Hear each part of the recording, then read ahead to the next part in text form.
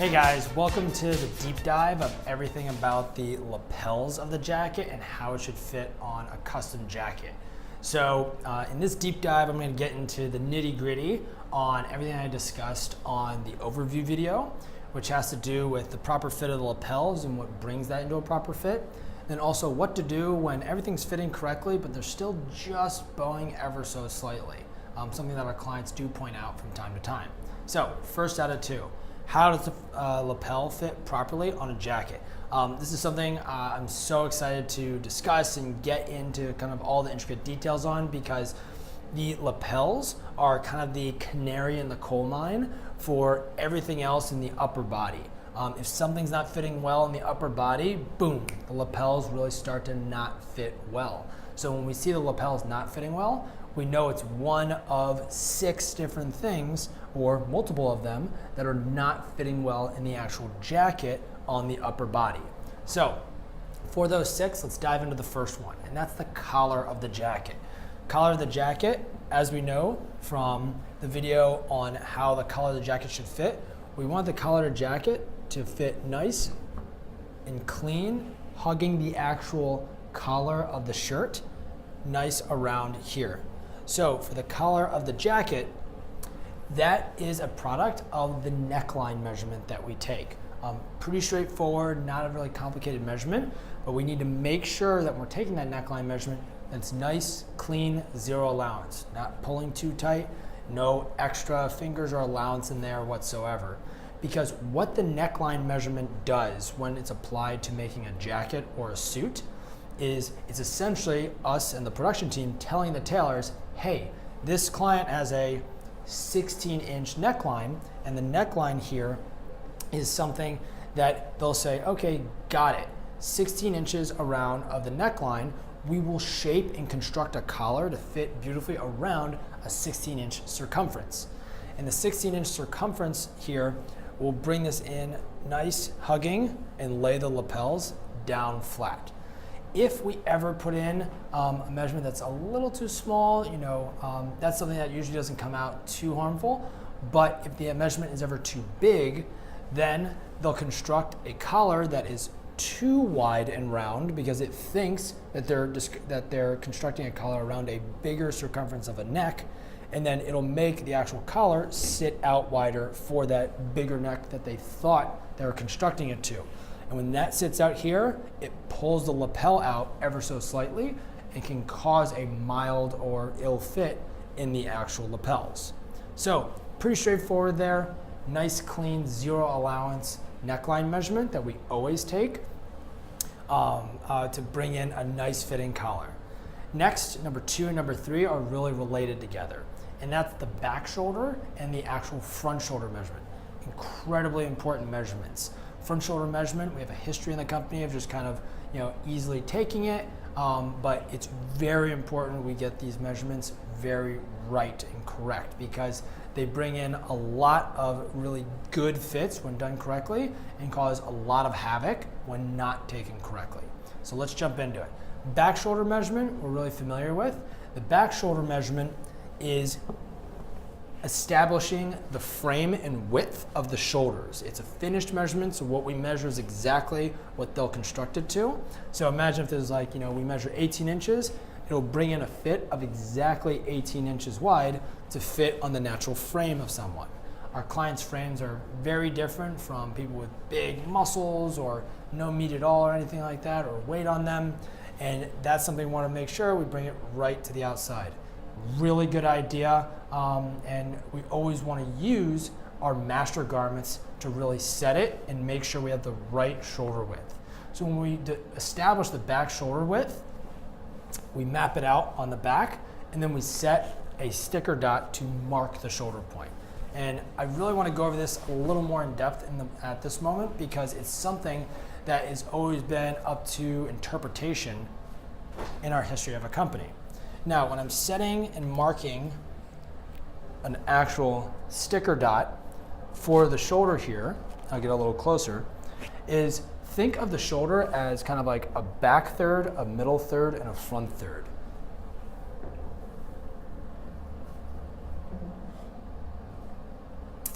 So kind of a back third, middle third, and front third here. The area where we want to put or try to bring the actual back shoulder measurement to is right on the border between the middle third and the front third. So right about there. And sometimes if we do put this further back, or we establish it up here or back further back, and that greatly affects how accurate our front shoulder measurement is. And as I said before, it can wreak a lot of havoc in our fits, from the lapels to the actual back panel, everything like that. So why do we want to put it right here on the border between kind of the middle third here and the front third? Is because when it sits there, again, that doesn't make our back shoulder measurement any larger or smaller. We just simply bring our back shoulder measurement up over the nape to those points, and we establish and mark those points with our sticker dots. Then we jump into the front shoulder measurement. The back shoulder measurement's about just establishing the width of the frame. The front shoulder measurement is very different. It's bringing an entire personality to that back shoulder measurement. It's saying, hey, these shoulders of the 18-inch frame are very hunched. They're normal, they're slightly hunched, they're slightly erect, they're very erect with their shoulders sitting back. So that's why the front shoulder measurement is so incredibly important, and we want to take it accurately. So when we actually have marked the shoulder point correctly and we've established the back shoulder at 18 inches, then it's pretty straightforward going straight across the front and measuring the front shoulder measurement as your client just exhales and just stands naturally. We don't want them tense or at a posture that's any different than their natural posture. We want to construct the garment to how they're going to live their life, not to how they're actually either nervous or just more erect in front of an actual mirror. Here's an example. If the actual hunchness of the front shoulder is very to a small degree or a very big degree, you can see the front shoulder here is getting smaller and smaller. So if the back shoulder here is 18 inches and the front shoulder is 16 and a half, more than an inch less, just an inch under is considered normal. More than an inch less, so 18-inch back shoulder, 16 and a half inch front shoulder, that's a certain degree of hunchness of the shoulders. And then 16 inches would be even more hunched. Same thing for the opposite. If there's more front shoulder, as in the front shoulder is the same as the back shoulder or more, 18-inch back shoulder, 18-inch front shoulder, or 18 and a half or 19-inch front shoulder, when our posture becomes more erect, that's when we actually have more of a distance in the actual front shoulder. How does this actually affect the actual lapels here? Well, no matter what kind of shape and size we have to our chest, when we have more of an erect posture, our chest naturally pushes out onto the lapels, and that's going to cause a pop like that. But what happens also on the back side is we get excess fabric right here. So if I'm going to manipulate this to kind of show a more erect posture, just like if my posture is more erect like this, I get excess fabric in the back. My more erect posture here causes these vertical lines. Vertical lines mean too much fabric. Horizontal lines like this mean not enough fabric and pulling. So when my posture is more erect, I get these vertical lines and this excess fabric while I'm pushing out the front with my chest. So for a client here, when we take a correct front shoulder measurement that notes that the client has an erect shoulder posture, here's what the tailors do and the pattern cutters.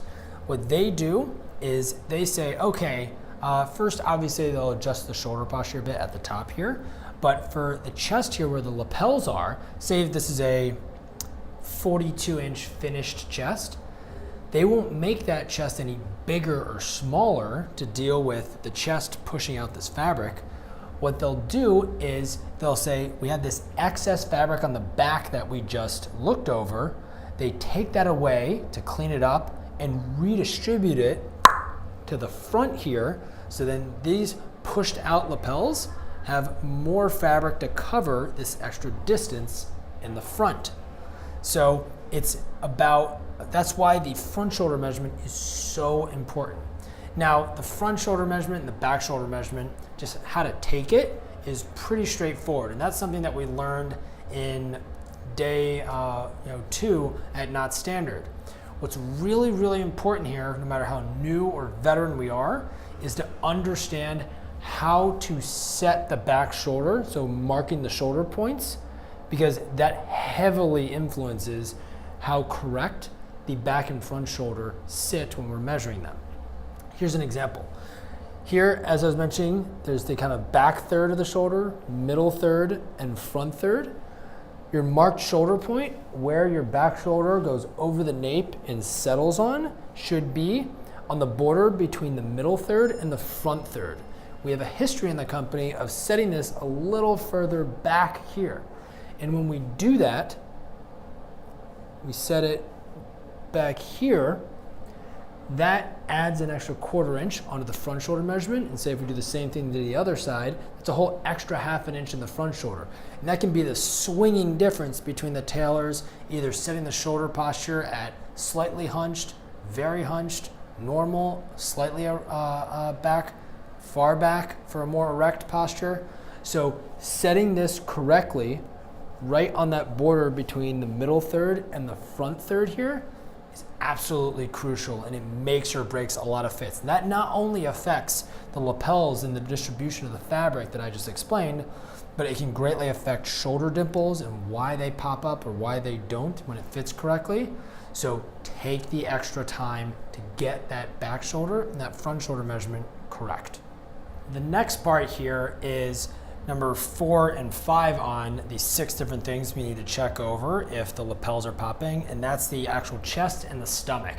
We want those to be nice and form-fitting. Don't want to overcomplicate this. When they're nice and form-fitting, again, I mean that very strictly, not too tight, not too loose. That's the most democratic, beautiful fit for any body type. When it's not too tight, not too loose, it comes in and allows the lapels to do their job and relax nicely on the actual front of the body. Whenever it is too tight or too loose in both or one of these, it really can start causing a lot of different problems, like whack-a-mole. You have one thing and a lot of other things come up as a byproduct. So one example here of how it affects the lapels is when the stomach is too tight and we see this X kind of pull here, then that causes kind of a bit of a shock wave up the lapels and pushes them out. You saw this a lot on Conan O'Brien at different times back in the day when he had ill-fitting suits.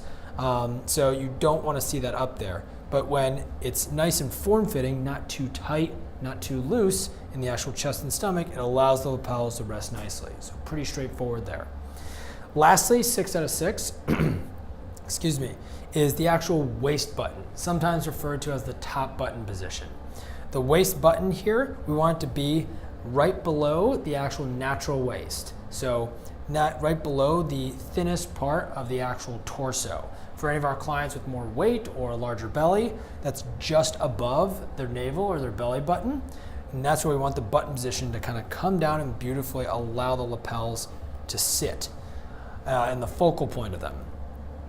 If it is ever too high, so above the slimmest part of the waist, the natural waist, that's a point where we can actually get the lapels to bow out a little bit because of it sitting too high.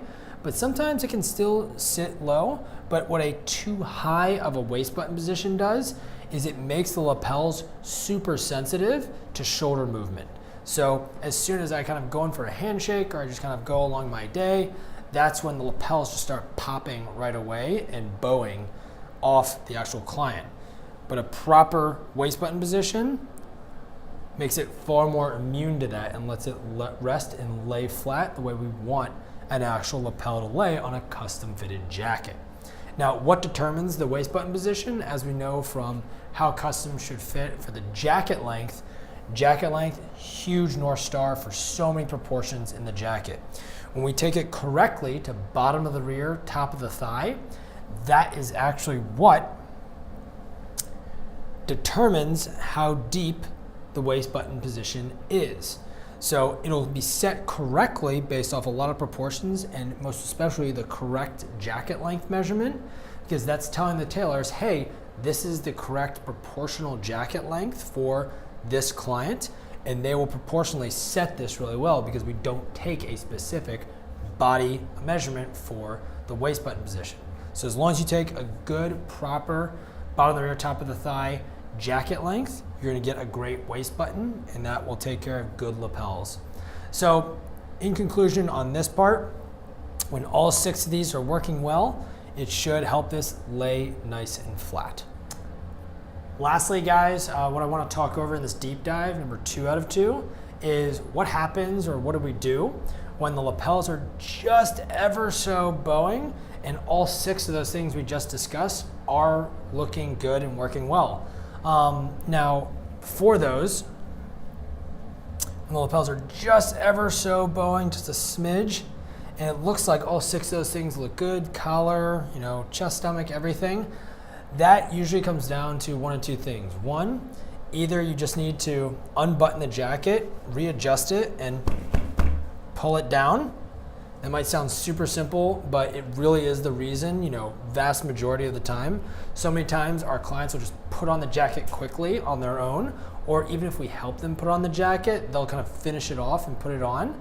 And we need to make sure the jacket is balanced properly, and then also sitting nice and flat along the front. And when it is, that should take care of it. If it's still even then bowing just a little bit, again, it's not really a major alteration or a huge recut needed for one of the 6 things we talked about before: shoulder posture, waist button, anything like that. It really has to do with setting expectations correctly and talking over with our clients about the construction of the canvassing. Our canvassing is like, the analogy I use a lot, a fresh baseball mitt that just came out of the box. It's stiff and it's new, and we need to allow it and give it a chance to start performing. And when you actually break in a baseball mitt, it starts to beautifully perform better and better with time. And that's a huge, great thing to really sink in when we're talking to our clients, is that our garments get better with time. So many less expensive garments do the exact opposite. They get more damaged and break down with time. With lesser quality canvassing, poorer construction, not as good materials, especially our better fabric, Laura Piana, Ariston, Dorme, Zegna, some Holland and Sherry. Those really start to perform well as time goes on with proper care. So if it's just ever so bowing slightly, let your client know it takes about the first 6 to 10 wears for it to start to break down on their body. Give it a chance. Give the baseball mitt a chance to really break down on them. So that's everything for this deep dive. In summary, if it's ever, your lapels are ever popping, that is a byproduct of one of the 6 major things of the upper body and shoulders not fitting correctly, either one or multiple of them: collar, back front shoulder, chest, stomach, and waist button position. And again, those aren't very complicated to look over very quickly in the moment, even though it sounds like, how am I going to look over 6 things right now? That's something that's pretty easy because it's already part of our DNA. Those are measurements we already take in our sleep. It's not necessarily, the sleeve pitch was off, or the armhole needs to be rotated a 1/4 inch or something like that, something more rogue like that. It's really common points of measurement and points of fit that we're very familiar with. And then lastly, if we needed to, if it's just ever so bowing a little bit, make sure the jacket is on here and set correctly, and that the client understands that the baseball mitt, i.e. the canvassing, really has to have a chance to really break and perform after those first 6 to 10 wears. That's it for the deep dive. If you guys have any questions, or more importantly, if you have any old photos of any clients who you've had bowing lapels on, feel free to shoot them over to me. I'm happy to dive in over email or on a phone call, a one-on-one, to talk over exactly what was going on there, and we can really pinpoint, if there's enough evidence in the photos, exactly which one of those 6 things was off that needed to be corrected. And so that'll make you that much better and sharper for your next time of measuring or looking over a garment. And that'll ultimately equal out to that much more confidence in actually going through something with your client and knowing the answer right away, which I know we all want. So enjoy, guys. Reach out with questions, and I hope this helps.